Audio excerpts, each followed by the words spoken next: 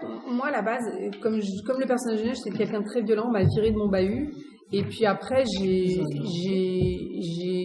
repris mes études générales. J'ai passé un bac et j'ai une licence en art du spectacle. Et après, j'ai intégré une grande école d'acteurs. L'acteur studio? Non, c'est l'école l'ERAC à Cannes. L'ERAC, d'accord. Et après, j'ai fait l'acteur studio aussi. J'étais à l'Ontologic Theater à Minsk, aux États-Unis. J'étais à Minsk. J'ai été chercher un peu l'information. Et donc tout ça, c'était dans un second temps. Ouais, dans la continuité. Il n'y avait pas de. C'est-à-dire que du CAP coiffure, je me suis rendu compte que j'arriverais jamais à être comédienne. C'était compliqué parce que quand vous êtes toute la journée debout, et puis c'était pas mon truc. Et donc du coup, j'ai vite compris qu'il fallait que je sois brillante à l'école. J'ai commencé à travailler. Je me suis rendu compte qu'en fait, c'était pas si compliqué que ça, que j'étais pas si conne que ça, et que j'arrivais des 20 partout. J'ai eu mon bac littéraire. Voilà, c'est toujours la même chose. Hein, c'est l'estime de soi. J'ai eu quelqu'un en face de moi qui m'a donné une estime de moi-même, et j'ai eu cette chance-là. C'est pour ça que mes visages est important pour moi. Ouais, ah ouais, plus que jamais même. Ah ouais, là on est en force. Ouais. Vous en faites partie du coup. Bah ça, c'est des bébés mille visages, ça. Ouais, c'est des bébés. Moi maintenant, je suis c'est les premiers de l'association et secrétaire. On fait partie, on a été des produits Mille Visages, c'est-à-dire que nous on s'est formés grâce à Mille Visages, on a développé les réseaux grâce à Mille Visages, on a eu des agents grâce à Mille Visages. Et maintenant, on essaie de vous transmettre notre savoir, quoi. Et pour l'instant, on est dans la partie un peu logistique, un peu, mais on va, je pense, vite passer à donner des cours, peut-être, exactement. Puis avec des parents aussi, des marraines. Ouais, exact. Ça, c'est important, l'idée. Des échos. Ah, j'aimerais bien ça. Elle est très dure, elle était dure avec nous, mais il ne faut pas mentir, elle était très dure, hein, beaucoup. Elle était très dure, mais elle moi, je vais vous couper au montage, je vous le dis direct. Mais elle était encore plus dure avec elle-même, ça veut dire qu'elle ne lâchait rien. Après, elle était dure aussi, pas qu'avec les acteurs, mais aussi avec son équipe technique, c'est-à-dire donc le chef-op, il a pris autant que nous, l'ingénieur du son autant que nous. Donc voilà, en fait, il y avait pas de... En fait, on devait tous et toutes la suivre dans son bateau. Et elle nous l'a dit dès le début derrière, c'est soit vous montez pas. Si vous montez, c'est jusqu'au bout. Et si vous montez pas, c'est adios, chicos. Il y a plein de choses qui sont très très travaillées. Et après, je me laisse. Moi, je dis toujours que ce qui peut nous arriver de pire, c'est filmer ce qu'on a prévu ou filmer. Faut se laisser des moments de grâce, d'être surpris par le moment. J'essaie d'être dans le moment présent, donc je prépare énormément, je travaille beaucoup. Et je laisse venir la grâce et la magie. On l'attend. Je pense que toute personne qui crée attend ce moment un peu magique. Mais pour l'avoir, il faut avoir extrêmement bien préparé en amont.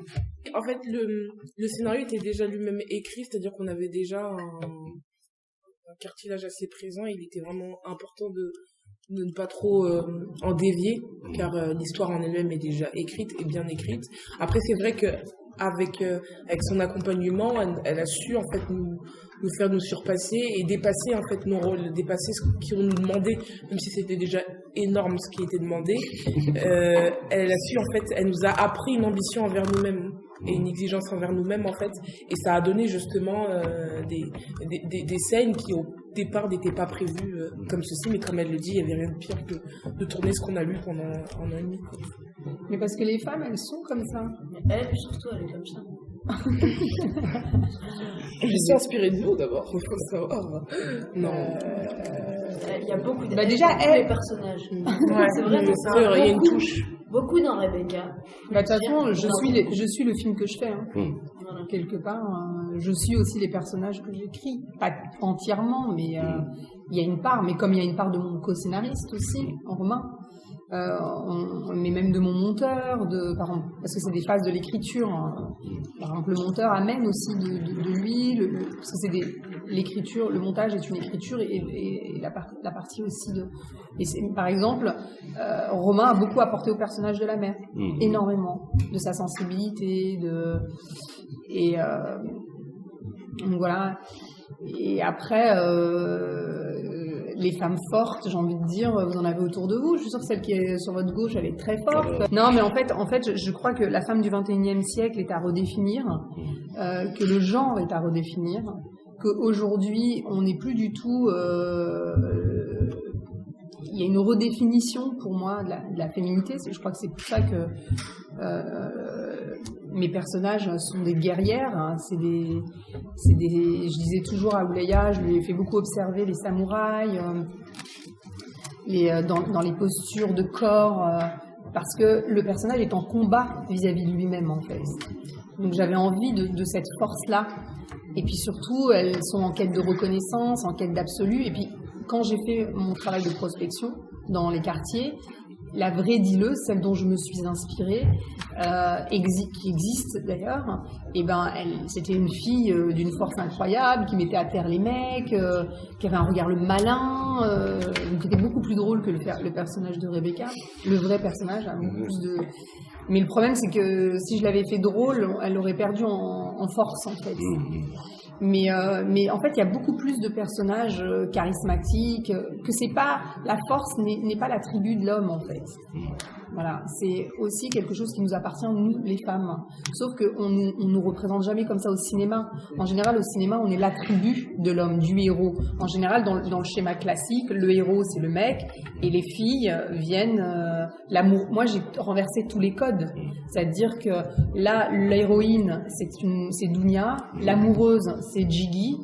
C'est un vrai film de gangster, mais avec à la place des filles. Alors moi je dirais pas féminin, mais pour moi la grâce, la beauté, c'est pas féminin. Vous êtes très gracieux avec votre chemise orange. Voilà, votre position de corps est gracieuse, la manière dont vous posez votre main sur le cahier, voilà, je pourrais vous peindre et on verra, c'est hyper beau. Mais la grâce c'est pas féminin. C'est ça qu'il faut combattre maintenant aujourd'hui. C'est la grâce, ça peut être incarné par un homme. Donc lui, il incarne cette grâce, ce lyrisme aussi, hein, qui m'était très cher. C'est une vengeance, je pense aussi. Non, en vérité, moi je dis toujours, je fais jamais contre, je fais pour. Mais non, parce que sinon, mes confrères réalisateurs, quand ils font un film que sur des gars, personne leur dit, mais alors messieurs, vous avez fait l'angle que du point de vue des garçons, est-ce que c'était voulu, est-ce que c'était... Moi, j'aime le jour où on ne me posera plus la question de dire waouh, putain, on a fait un progrès. Mais tant mieux, de toute façon, c'est nouveau. J'ai bien conscience que le film Divine est nouveau dans son ADN, en fait. Donc, j'en ai conscience. Après, c'est juste que je suis une femme, donc je parle de ce que moi, je connais. De la même manière, Scorsese, quand il fait un Mean Street, il parle de ce que lui connaît. Donc moi, de l'endroit d'où je viens, les femmes sont comme ça, en effet. C'est pour ça que je dis que je suis vraiment une sorte de témoin de l'ère de mon temps, en fait. Sauf qu'aujourd'hui, vu que... voilà, mais ça va venir, hein. Il va y avoir de plus en plus de films comme ça, je suis sûre Enfin, ça va devenir banal, presque. Moi, j'ai envie qu'on me parle de la grande histoire d'amitié, d'amour, entre toute la dimension sacrée qu'il y a dans le film. Justement, à propos de sacré, quelle est la place de Dieu dans le récit? Parce qu'on la voit sur ça, les Inrocks, on n'a pas parlé parce qu'ils étaient enthousiastes, mais il y a quand même une part divine dès le début, et ensuite quand on va dans l'église, c'est pas fort, il y a l'islam, il y a le christianisme, je voulais que vous en parliez. Parce que moi, en fait, l'islam regroupe les trois religions, c'est-à-dire le christianisme, le judaïsme et bien évidemment, ça regroupe tous les prophètes de Abraham jusqu'à Mohammed Rasulullah sallallahu alayhi wa sallam. Et que pour moi, c'est ma réalité, c'est-à-dire que je suis française, de confession musulmane, d'origine marocaine, qui est grandie en France avec tout un tas de contradictions. C'est-à-dire que moi, ça m'est déjà arrivé d'aller dans une église et de prier. C'est ma réalité, en fait. Et il n'y a pas de frontière, en tout cas dans ma quête. La spiritualité, qu'est-ce que ça veut dire? Ça veut dire la recherche de l'intime, en fait. C'est ça, en fait, la spiritualité. C'est la vie intérieure, en fait, la spiritualité. Donc j'avais envie que cette spiritualité soit incarnée à la fois par l'islam, donc l'ouverture le psaume, enfin ce qu'on entend au début, c'est un hadith du Coran, et puis on entend aussi des bruits du cosmos qui ont été enregistrés par la NASA, parce que j'avais aussi envie d'être connectée à l'infini. Et ensuite, très vite, on est avec le psaume des bontés de Vivaldi, qui est un psaume sur la confiance en Dieu, la confiance dans la vie et la confiance dans le bien. Et ce que dit la phrase du Coran, c'est guide-nous vers le chemin de la rectitude. Donc elle, c'est ça tout le combat de Dounia, c'est un personnage qui va être en combat perpétuel contre elle-même, avec un chemin, le chemin que sa meilleure amie, son père, qui est imam, vers lequel normalement elle tendait, quoi. Et d'un coup, elle va se retrouver happée par une société, voilà, parce que qu'est-ce qu'elle a autour d'elle? Elle est dans une misère assez grande, puisque en fait, on se disait avant, il y a les quartiers, il n'y a rien de pire que quand on habite dans un quartier populaire. Sauf qu'aujourd'hui, il y a pire qu'habiter dans un quartier populaire. Il y a les camps de Rome qui poussent à foison, en fait. Donc elle est quand même dans mes personnages, moi je m'intéresse beaucoup à la dignité, je crois que le vivant a droit à la dignité, mon personnage est en quête de cette dignité, et elle pense qu'elle va l'avoir grâce à ce personnage de Rebecca, parce qu'elle, on lui dit pas casse-toi, la bâtarde, voilà, donc elle est complètement déchirée entre toutes ses aspirations et ses contradictions, c'est-à-dire du dieu argent. En effet, il y a le dieu spirituel, parce que par exemple, vous parlez de religion, mais pour moi, l'art incarne aussi une forme de sacré, en fait. Et le personnage de Jiggy, par la danse, et dans une forme de prière, il danse, il répète tout le temps le même mouvement jusqu'à atteindre une sorte de perfection, de dépassement de lui-même. Il est hyper, comme on le voit toujours seul, répéter le même mouvement. Donc la danse aussi incarne toute cette dimension, en tout cas, du sacré.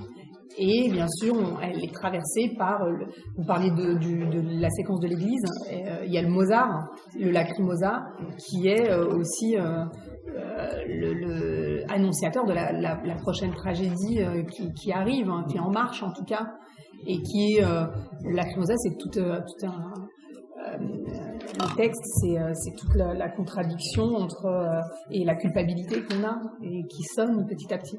Et j'avais aussi envie de décoller du réalisme pur. Ça, c'était hyper important pour moi. Je voulais pas faire un film naturaliste et tout. J'avais envie d'ampleur, en fait.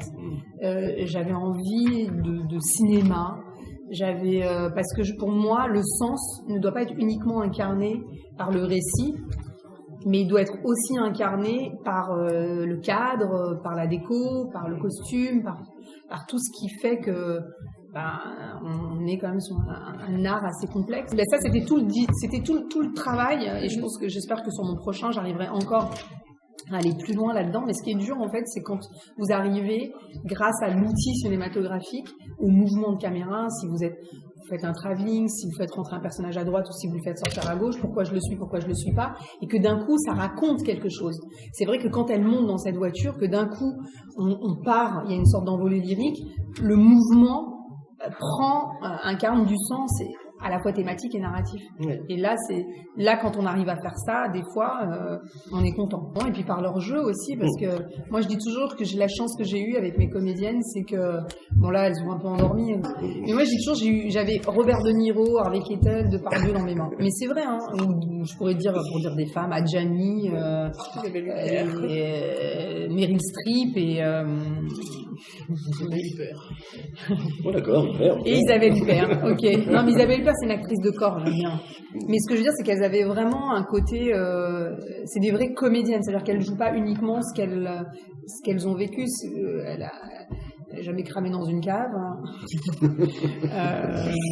Non, mais du coup, il fallait qu'elles se dépassent. Je leur demandais de vivre des sentiments. C'est un film avec des émotions très fortes, avec des émotions extraordinaires, hors normes.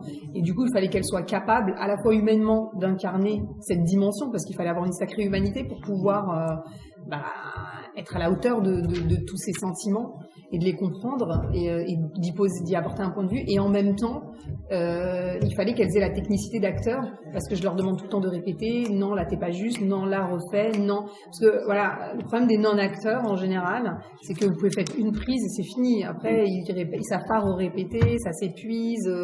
Elle, ce qui est bien, c'est que, en fait, moi, ce que j'adore, moi je dis toujours que quand je travaille avec des collaborateurs, c'est que moi j'amène une sorte de base. Voilà, mais moi j'ai besoin que les gens ils me surprennent et qu'ils aillent plus loin que ce que je leur ai demandé. Et en général, les filles, elles ont allé tout le temps plus loin que ce que je leur ai demandé. Elles transcendaient quelque chose. Donc des fois, voilà. Et moi ça, je le demande à tout le monde, à tous les postes.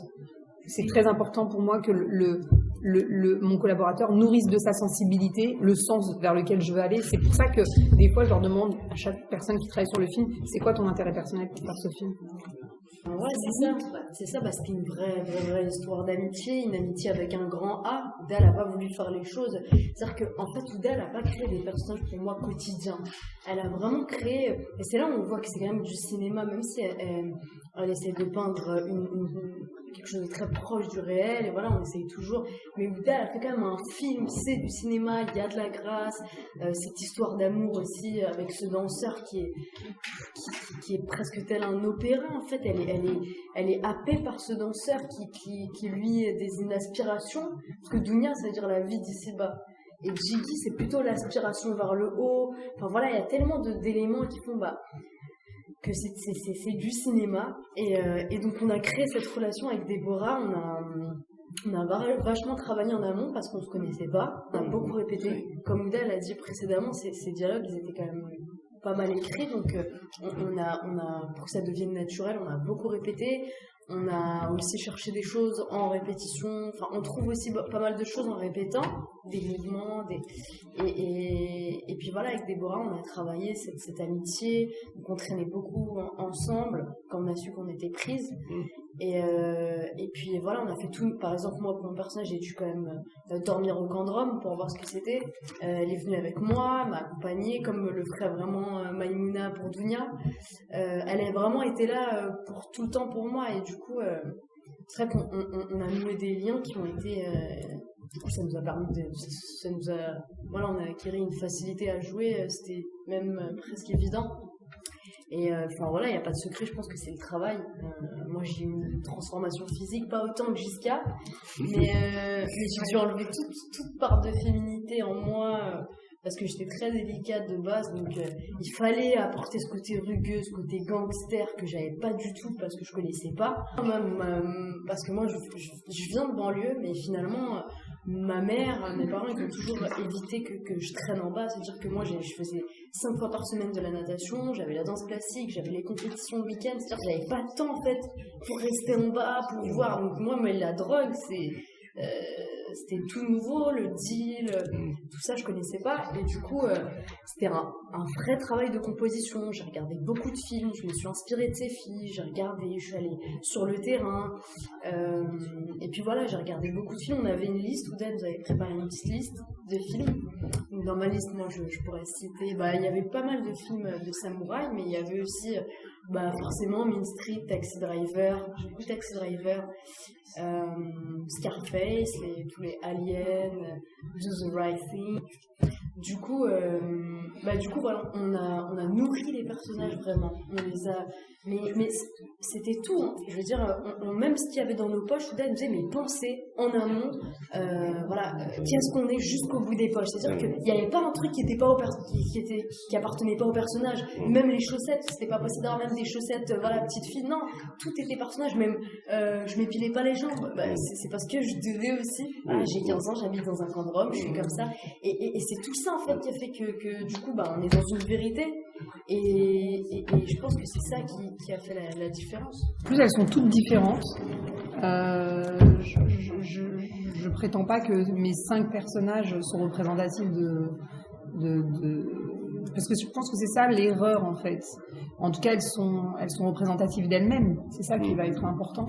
Mais par exemple, on a le personnage de Dounia qui est une adolescente, qui est plutôt dure, enfermée, et qui a un besoin de reconnaissance et de dignité. Et ça, c'est pas l'apanage des hommes, ça, par exemple.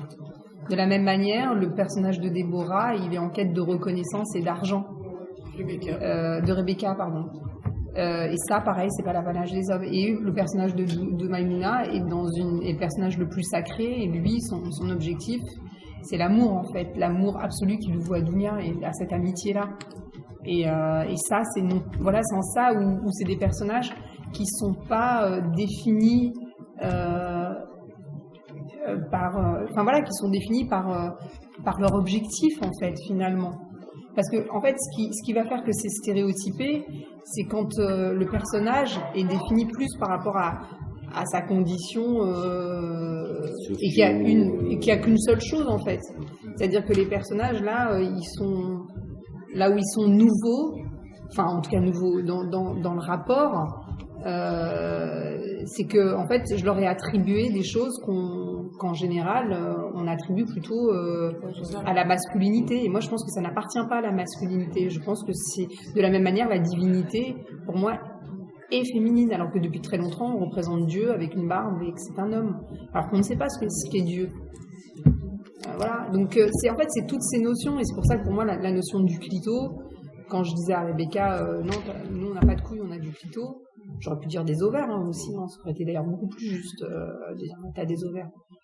Mais pour moi, c'est clito, c'est plus joli. Oui, ça serait mieux. Oui, donc dans le clito, ce qui est bien, c'est qu'il y a le plaisir aussi, ce qu'il n'y a pas dans les ovaires. De procréer. Donc oui, c'est que dans un truc de procréer. Ouais, alors que couille, il y a la procréation et le plaisir en même temps. Ouais. C'est intéressant d'ailleurs. C'est un truc à développer. Non mais c'est vrai. Oui. Non mais du coup on pourrait dire les deux. On pourrait développer sur un prochain film les ovaires aussi. Pas les ovaires, pas du clito. Mais parce que aussi c'est vrai que dans les schémas, je veux dire dans les schémas de sociétal, même je veux dire Netflix a acheté le film. Du coup je pense que cette phrase elle va devenir mondiale. Ça va devenir quelque chose qui va se propager. Et moi je suis très contente parce que à partir du moment où on commence à changer ces toutes petites choses-là, moi je crois aux détails. Et ben dans le schéma de croyance d'une petite gamine, quand on va dire ouais t'as eu glito, il y a quelque chose dans l'ordre de la croyance où on casse un peu les croyances en fait.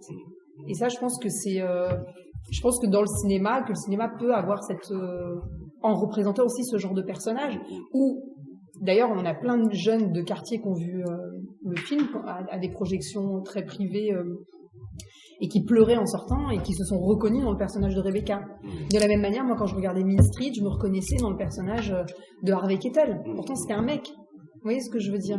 Et de la même manière, par exemple, on en a beaucoup voulu à Maïwenn sur Mon Roi, en disant que c'était un film misandre, que c'est dégueulasse la manière dont elle avait traité les hommes et tout, alors que moi, je me suis reconnue dans le personnage de Vincent Cassel, dans sa quête de liberté, etc. Mais du point de vue des mecs, ils se sont sentis attaqués. De la même manière, ils se sont sentis attaqués par mon discours. À Cannes, par exemple. Parce qu'il y a plus de mecs qui disent « moi je me suis senti agressé ». Je dis « oui, mais si tu te sens agressé, c'est que quelque part tu nous agresses. » Mais parce qu'ils se sont sentis exclus. Et je pense qu'il y a toute cette dimension-là. C'est pour ça qu'en général, on nous pose encore la question de « mais il y a que des filles dans votre film ?» Parce qu'en fait, les hommes ne se voient pas à l'intérieur et qu'ils se sentent exclus, en fait. Mais ils sont pas juste exclus, ils sont juste à leur place, là où ils doivent être. Il y a quelque chose aussi qui est important dans le film, ça m'a fait penser à Drive. Ryan Gosling dans Drive, il s'en tire dans la pire situation, il y a 5 hommes qui vont lui tirer dessus. Et en fait, Dunia, elle frôle les pires situations, mais elle en sort toujours. Par exemple, à un moment donné, elle est presque violée, mais elle tombe pas dans... Justement, elle arrive à se défendre. Est-ce que c'était important pour vous, justement, qu'elle... fallait pas qu'elle perde. Ouais. Ah ouais, c'était hyper important. Mais vas-y, hein. Non, je me souviens, t'en as parlé. On en a parlé beaucoup avec mon scénariste, ouais. Je me souviens qu'un truc, et j'avais même presque posé la même question, elle m'a dit non, elle perd pas, elle perd jamais. Enfin, elle perd pas tout de suite, en fait. Parce que sinon, la fin, ça allait... Parce qu'en fait, pour moi, c'était très important, c'était quand même à la fois une éducation sentimentale, mais c'était aussi une sorte de success story, d'une certaine manière, en fait. Et que le personnage, pour moi, il devait... mais de toute manière, sa hargne, sa force, elle peut pas ne pas s'en sortir. Il y a une sorte de désir viscéral de réussite et une croyance absolue en ça. Donc, forcément, c'était pas possible qu'elle perde, en fait, à cet endroit-là. Mais elle devait perdre quelque chose pour comprendre sa vie intérieure. Donc, sa quête, elle a réussi. C'est-à-dire qu'en effet, elle a réussi, elle est arrivée là où elle voulait, elle a tout cet argent, elle est baignée dans ce dieu argent, cette baignoire mais elle a pas compris encore. Et pour comprendre, il faut une perte, en fait. Parce que moi, je crois que dans la souffrance, je pense que la souffrance nous permet, et même les erreurs qu'on fait. Moi, je sais que j'apprends beaucoup de mes erreurs, il faut que je me casse la gueule.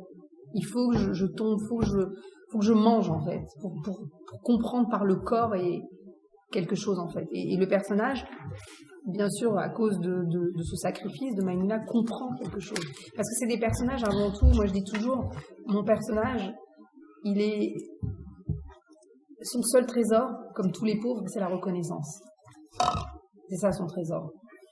Et que il est dans cette quête du trésor en fait. Sauf que peut-être que le trésor il est ailleurs en fait, mais que pour comprendre il a besoin de perdre quelque chose. Parce parce que le personnage de Dounia, ce qui est très intéressant, c'est qu'il est tellement connecté à son ego, il est tellement connecté à sa colère. Qu'est-ce que c'est que la colère? C'est quand même l'ego, c'est quand même le repli sur soi. Moi, il y a une phrase d'Aristote que j'adore qui dit « Nul homme n'est libre s'il ne sait se maîtriser ». Et pour moi, le personnage de Dounia, il est dans normalement son réel besoin, c'est la maîtrise de ses émotions. Sauf qu'elle n'a jamais appris à les maîtriser puisque moi, c'est pour ça que je dis que les prix, on me demande toujours, ça te fait quoi d'avoir la caméra d'or? Je dis, c'est bien, je l'ai, comme ça, je me dis que c'est pas là l'essentiel. Mais si je l'ai pas, je pourrais pas me dire, c'est pas ça l'essentiel. Tu vas être aigri, tu vas être machin. C'est pour ça que pour moi, c'est hyper important, la reconnaissance. Parce que une fois que tu y es, tu peux accéder à autre chose. Et le personnage de Dounia, c'est un peu ça. C'est-à-dire que elle a besoin, c'est pour ça qu'elle peut pas perdre. Elle a besoin d'arriver à cet argent pour se dire, ok, j'ai toute cette thune, elle est proche du but. Sauf que pour comprendre son réel besoin, qui est en réalité l'amour, puisqu'elle perd cet amour en fait.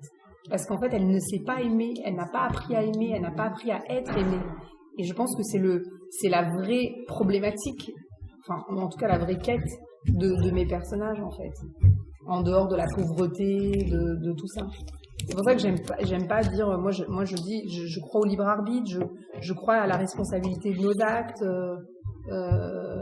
et j'ai voulu un film complexe à la fois politiquement et pas simplement dire ouais voilà il y a un état politique. Je voulais pas que ce soit un film social quoi. Je voulais vraiment qu'il y ait une dimension autre, que ce soit pas un film déterminé, qui est pas cette forme de déterminisme qu'on peut voir et qu'on soit déterminé par. Enfin, on est déterminé par énormément de choses, mais qu'il y a quand même quelque chose. C'est Socrate qui disait ça, qui disait qu'avant qu'on naisse, on sait. Et que l'enfant, dans l'islam, on dit on a le secret de la vie dans les mains. Moi, ce que j'adore dans la tragédie, c'est que on apprend de nos erreurs. Et que c'est dans le corps, c'est dans l'action. C'est ça qui est intéressant. C'est que, pour moi, on peut comprendre des choses de manière intellectuelle, mais que c'est le corps, c'est grâce au corps et grâce à l'action, on grandit, en fait. Et c'est en ça où la tragédie, c'est ouf. Tu prends Antigone, par exemple. Son oncle lui dit, bon, voilà, tu vas pas pouvoir enterrer ton frère. Et elle part la nuit secrètement et elle enterre. Il y a une action. Et elle signe son arrêt de mort en le faisant. Mais elle le fait. Elle le fait, exactement. C'est un acte, en fait. Et c'est ça que j'aime. Et à cause de cet acte, grâce à cet acte. Parce que grâce à cet acte, elle a la liberté. Mais à cause de ça, elle meurt, en fait. Mais il y a une perte. On perd et on gagne, en fait, tout le temps.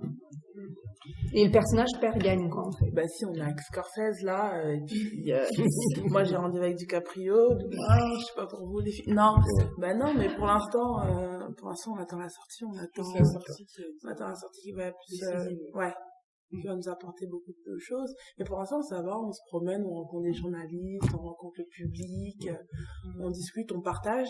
Là, c'est bien de voir, en fait, notre travail, en fait, ce que ça apporte aux gens, parce que finalement, on fait ce métier-là pour délivrer quelque chose, et à la fin, il y a le retour, quoi, et c'est bien, et là, les gens sont chaleureux. Après, la rentrée, on commence au théâtre. Ouais. On commence au théâtre. Au conservatoire? Moi, j'étais allée au conservatoire et les filles, on a été prises à une formation, à la colline, et au TNS aussi. Okay. Du coup, c'est des stages intensifs, on apprend, on continue avec le théâtre. On verra après. Tout à l'heure, vous parliez du dieu argent, mais en même temps, les deux amis sont intéressés par l'art, par la danse, et ils étaient sensibles. Vous vouliez critiquer le dieu argent et montrer qu'il y a quand même une profondeur, ou c'était... Moi, j'ai pas de problème avec l'argent. En fait, c'est pour ça qu'il y a toute la théorie de Rebecca qui dit au visuel argent, si tu veux avoir de la peur argent, c'est un flux, c'est rien, l'argent, c'est une énergie, quoi. En fait, c'est plutôt c'est pas l'opposition qui m'intéresse. Moi, j'aime le constat. C'est ça qui m'intéresse. C'est un peu, je reprends toujours le peintre, un peintre que j'adore qui s'appelle Degas, qui peignait des danseuses classiques et au lieu de les montrer telles qu'on avait envie de les voir, il les montrait telles qu'elles étaient, c'est-à-dire hyper stressées, comme ça. Et on leur dit, mais attends, elles sont pas comme ça. Bah si, elles sont aussi comme ça. C'est-à-dire que moi, l'argent, j'ai rien contre. Pour moi, l'argent n'est pas sale, en fait. C'est juste que il y a ça, en fait, et qu'elle est dans cette dualité-là, dans la dualité mais pour moi c'est plutôt le combat entre l'équilibre entre la vie d'ici-bas et l'élévation spirituelle et la vie intérieure en fait, et comment tout ça doit cohabiter. C'est plutôt des questions que je pose, mais je dis toujours que pour moi le cinéma est un poseur de questions, enfin dans la manière dont j'ai envie de l'employer, et que je peux poser des questions en étant dans l'émotion d'abord, parce que pour moi l'émotion c'est quelque chose de très important. Parce que l'émotion, c'est ce qui nous regroupe tous et c'est la seule chose qui ne ment pas.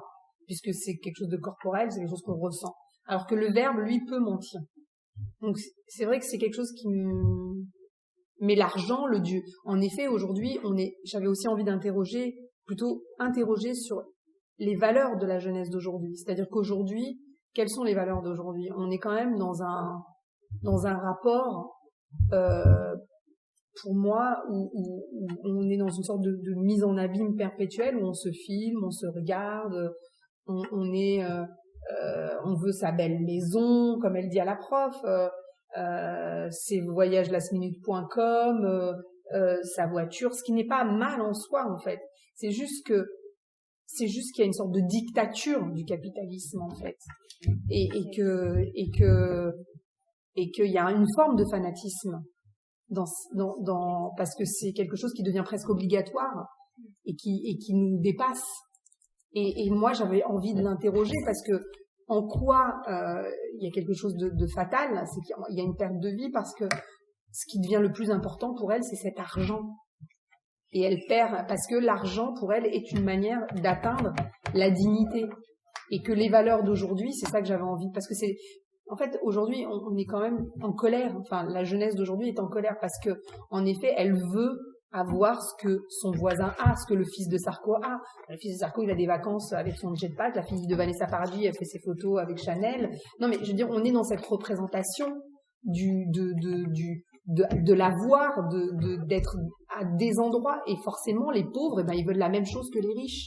Moi, je pense que ma colère, est au service, et dans mon art, en fait, je pense. Je pense que c'est ce qu'on a vu dans mon discours. Il y avait une actrice hyper connue américaine, je sais plus comment elle s'appelle. C'est mon producteur qui me disait, elle me dit, ah, c'était beau de vous voir heureuse en colère. Oui, il y a quelque chose de ça dans Divine. Il y a un peu cette dualité de la colère qui se transforme en... Après, moi, je pense que la colère est un mauvais sentiment.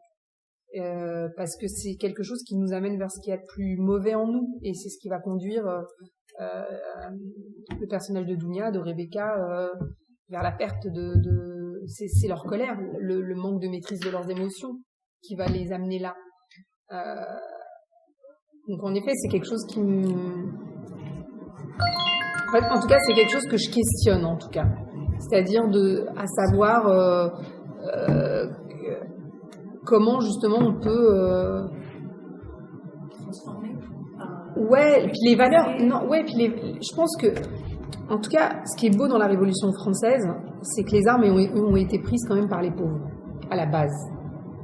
Même si elle a été récupérée par la bourgeoisie, c'est une révolte du pauvre, en fait. Et ce que j'aime, en tout cas, et là, c'est là où je me sens très fière d'être française, c'est que on a été un exemple pour les droits de l'homme, pour pas mal de choses, parce qu'en fait, on ne supporte pas l'état d'humiliation. Et là, moi, ce que je dépeins, c'est des personnages humiliés. Bien évidemment qu'elle n'est pas encore en révolte. Elle est juste en colère pour l'instant, mais elle n'utilise pas le verbe pour transformer cette colère en révolte contre un système en place, contre tout un tas de choses, parce qu'il n'y a pas le verbe. Et bien sûr que ce sera le sujet de mon prochain long métrage, mais justement, c'est comment la colère peut être transformée en révolte et en revendication. Parce que le problème, c'est que cette colère, elle n'est pas incarnée par des valeurs.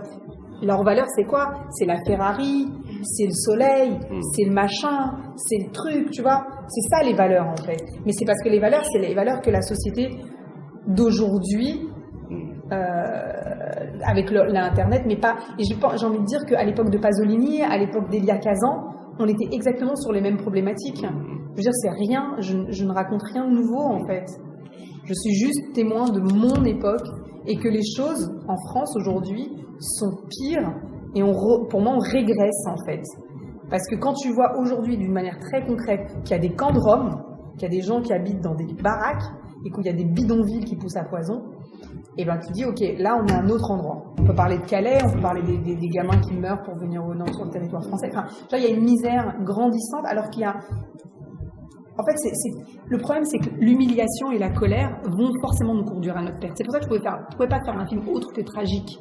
Et moi, ce que je suis en train de dire et ce que je suis en train de dépeindre, d'une certaine manière, il y en a plein hier qui sont sortis me dire « Ah, elle m'a dit ça m'a fait du bien de voir ce film avec le contexte actuel. » Parce qu'en effet, d'une certaine manière, c'est un peu les graines, enfin, tout ce que je dépeins de ce qu'on sème quelque part. Mais et sans ça, pour moi, la responsabilité, elle est collective et à la fois individuelle. C'est là où on a tous notre responsabilité, en fait. Et justement, à propos des camps, est-ce que la mère de Dunia était inspirée par quelqu'un qui existe vraiment? Est-ce qu'elle on dirait vraiment une personne... Faut la voir en plein, on dirait vraiment une Roumaine. Non, c'est pas ça. C'est que le personnage, comment elle est, son caractère et tout ça, on dirait vraiment que c'est inspiré de quelqu'un qui existait. Comme Rebecca. C'est vraiment, oui, Rebecca, oui, j'apprends là que c'est un personnage qui a vraiment existé. D'ailleurs, je lui ai posé la question parce que on se dit, mince, elle tient tous les hommes et tout. Mais ça existe, hein. Mais oui, justement. Moi, par exemple, sur mon tournage, je tiens tout le monde, hein. Je fais ça. Je tiens tout le monde, mais c'est vrai. Je veux dire, sur mon tournage, je fais non, ici, que tu fais là, que tout le monde est au taquet. Mais après, je le fais avec beaucoup de foi. Mais ce que je veux dire, c'est ça, c'est vrai, ça existe. Mais justement, oui. Et la mère,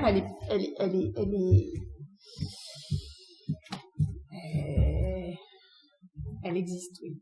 Elle existe. Elle existe quelque part, oui, forcément. Mais après, elle est interprétée merveilleusement par Marie. Parce qu'elle est merveilleusement Idrissi. Vous avez l'impression qu'elle est réelle. Oui, c'est ça qui fait sa réalité. Je pense que finalement, vous pouvez écrire ce que vous voulez. Si d'un coup, vous n'avez pas des interprètes qui sont capables de prendre le personnage et de le mettre dans leur peau, puisque le personnage n'a pas de peau. Hein, on dit toujours, ouais, il faut se mettre dans la peau du personnage. Non, le personnage n'a pas de peau. Mais justement, de mettre ce personnage dans sa propre peau. Et ben là, à ce moment-là... il y a ce qui se passe, une sorte de... Elle l'a transcendé, je trouve, du coup, elle l'a... Mais cette mère, elle pourrait être... Oui, elle existe quelque part. Enfin, elle existe, oui. La révolte. Et le combat avec des valeurs. La liberté.